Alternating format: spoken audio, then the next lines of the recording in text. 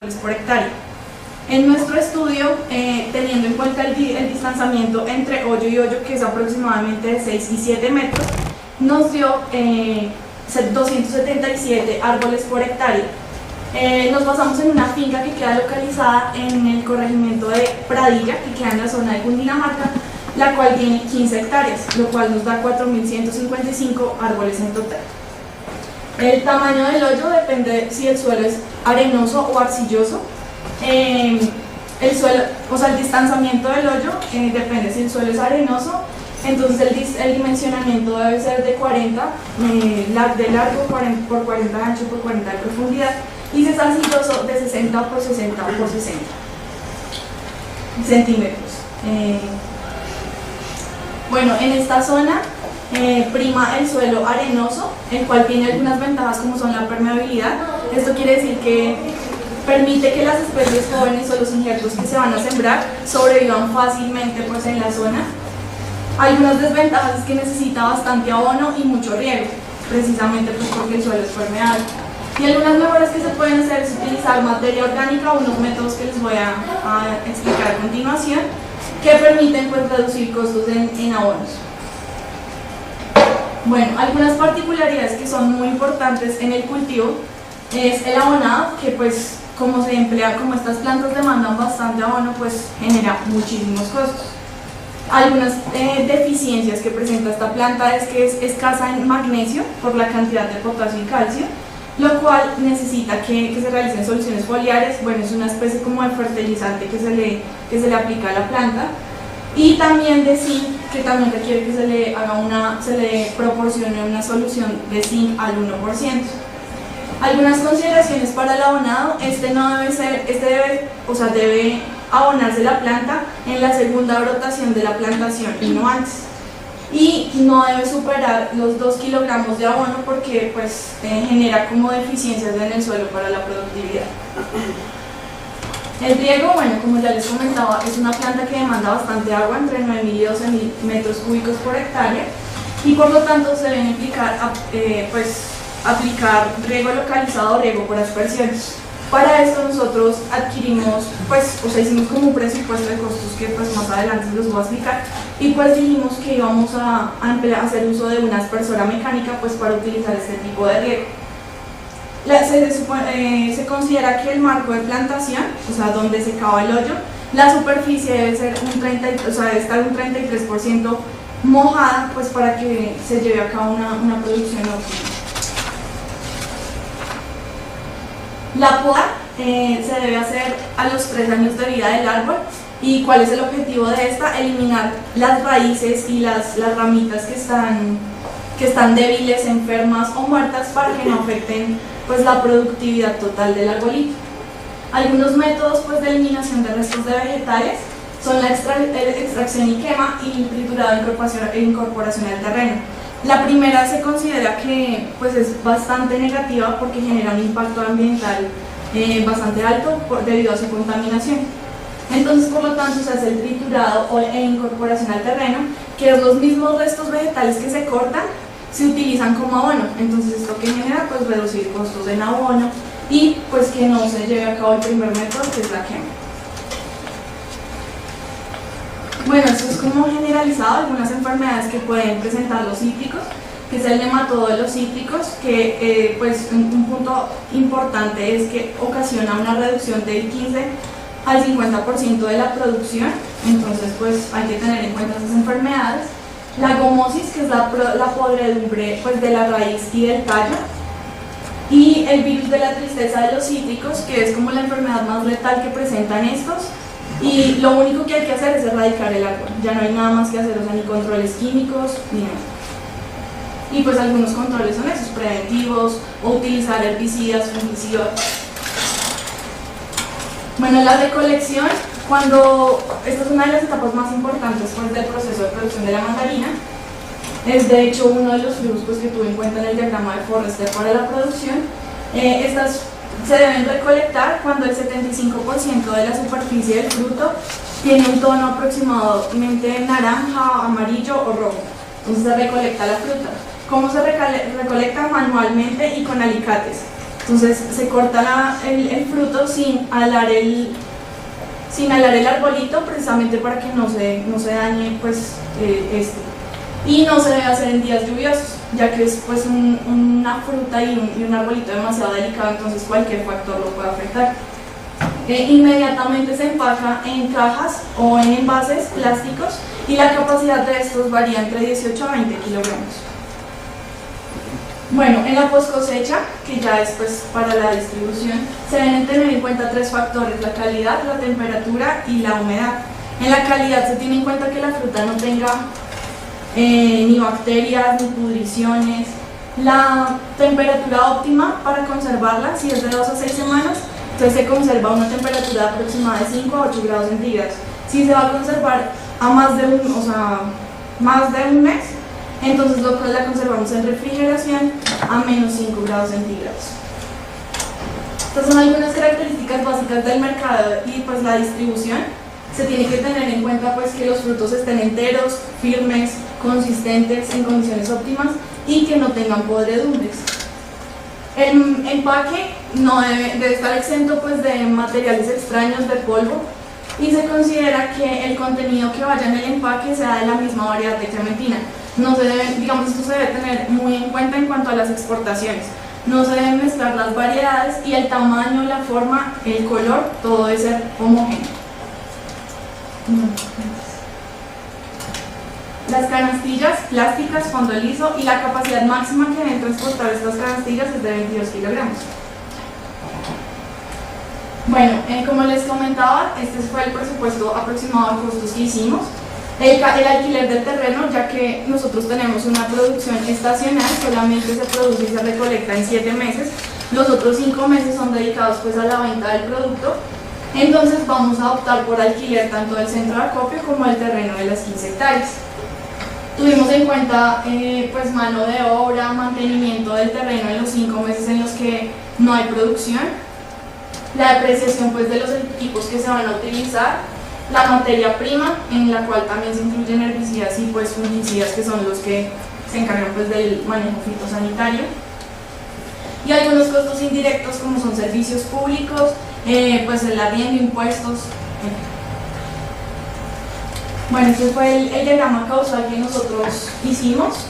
Tuvimos en cuenta pues, distintos niveles, como fueron la producción, la exportación, la utilidad, y bueno, tuvimos, digamos, por ejemplo acá, a mayor recolección, mayor cosecha, mayor control de calidad. Este control de calidad lo estipulamos el 10% de la merma, o sea, el producto que no va a ser apto para la venta, entonces lo estipulamos como un 10%. Pues a mayor control de calidad, pues mayor producción, mayor cultivo. En el cultivo tuvimos distintas variables pues exógenas que no son controlables, como el clima, el pH, la humedad. Tuvimos pues en cuenta factores de maquinaria, de las ventas tanto nacionales pues como internacionales, y para estas tuvimos en cuenta pronósticos de demanda también. Bueno, este fue el diagrama de Forrester. Tuvimos en cuenta 6 niveles: producción, maquinaria, equipo, ventas netas, mano de obra, exportaciones y rentabilidad. En cada uno tuvimos en cuenta variables exógenas que afectan pues tanto la producción u otras variables. Digamos, tuvimos en cuenta variables como la inflación para determinar los precios a los que se va a vender pues, el producto. Bueno, teniendo en cuenta todo lo que les he dicho, y pues que el estudio se realizó en Pradilla, en la zona de Cundinamarca, teniendo en cuenta 15 hectáreas y 4.155 plantas por hectárea, se considera aproximadamente que cada arbolito genera 50 kilogramos de recolección óptima de producto, es decir, un bulto.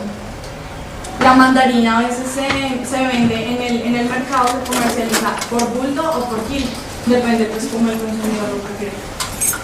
Esta rentabilidad que les voy a mostrar a continuación se modeló para un periodo de 12 meses. Bueno, estos son los resultados que obtuvimos en la rentabilidad. Pues los primeros 5 meses pues, no se obtiene ninguna rentabilidad debido pues, a que los costos superan o igualan a los ingresos que se tienen. Y pues precisamente por la adquisición de máquinas, por el mantenimiento de los terrenos. Ya llega un punto en donde pues se empieza a generar una utilidad, y si notamos en esta parte es donde supera los gastos, o sea, esta parte es donde no tenemos recolección, pero entonces se generan gastos por el mantenimiento que se le hace al terreno mientras no hay producción, pues para que en la siguiente época de recolección el terreno esté totalmente óptimo y en las condiciones óptimas pues para cosechar. Bueno, nos asesoramos pues de los agricultores que trabajan en la zona. Ellos nos dijeron que el kilo de mandarina lo venden a 750 a los intermediarios, es decir, a los mayoristas de las plazas de mercado, y esta gente a su vez vende al consumidor final a 1800. Entonces dedujimos que pues este producto tendría una rentabilidad de 41.66%. No sé, de pronto a algunos no les puede parecer pues una rentabilidad súper grande, pero hay que tener en cuenta que la demanda es estacional. Entonces pues por esta razón no se tiene una rentabilidad, pero tampoco es deficiente.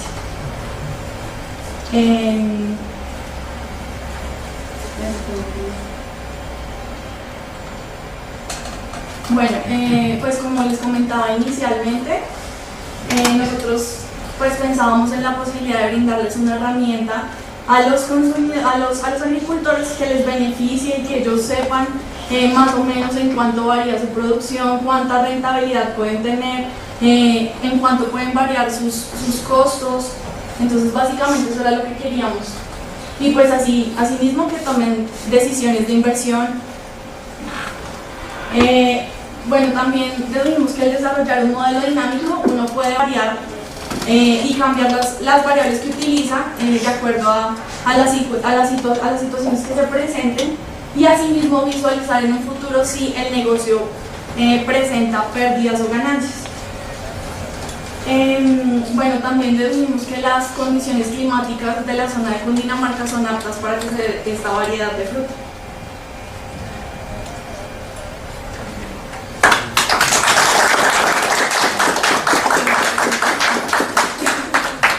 ¿Alguna pregunta?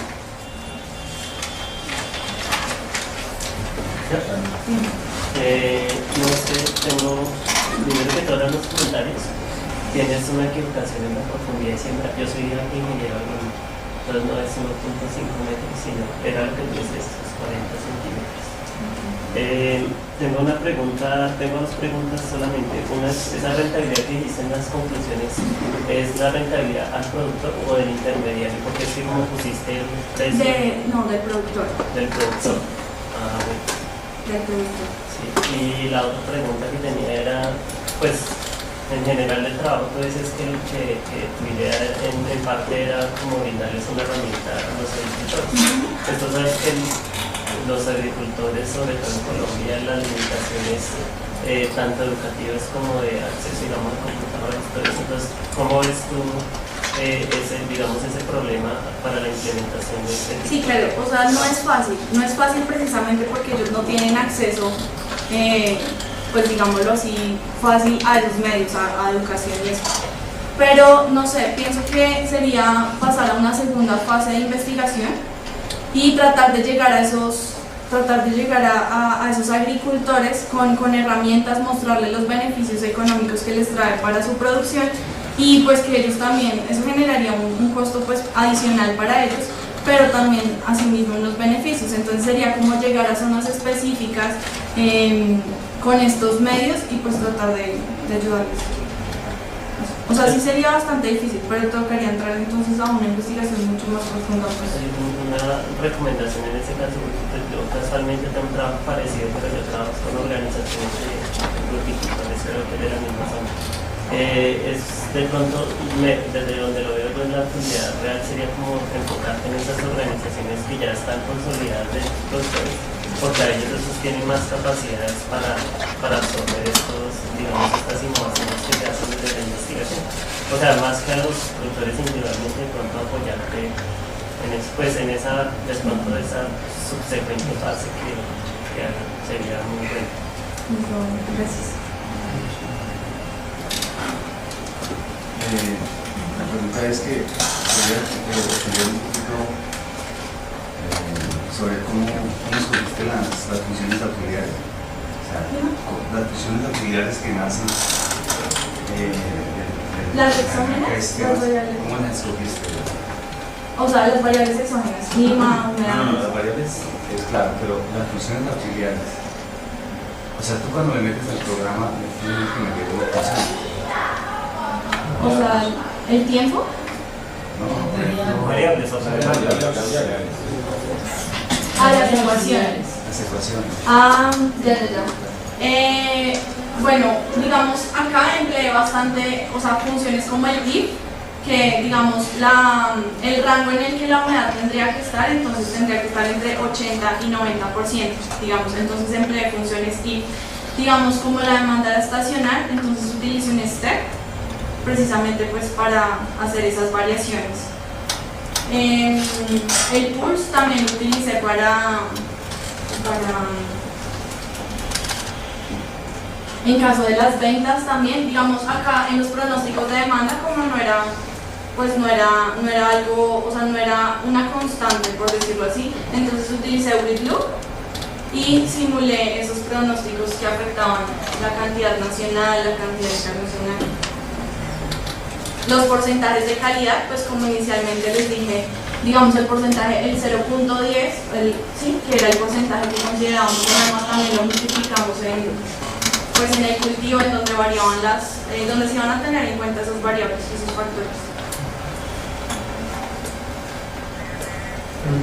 Pues tú mencionaste que había como muchas variables exógenas, ¿cierto?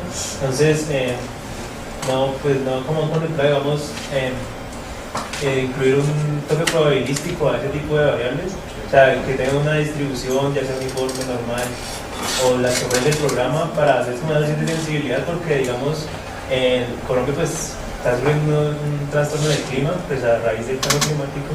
Entonces esas variables pueden, digamos, no ser estacionales, o sea, uno puede contar con que llueva, que tenga esa humedad, pero ya las condiciones no son las mismas, ya puede variar. Sí, me faltó decir esa parte. Este trabajo, el objeto de estudio pues se inició en la fase 1, o sea, todo el estudio encaminado a condiciones normales. En la segunda fase, que ya sería riesgos y eso, se tienen en cuenta las variaciones en cuanto a esos factores externos.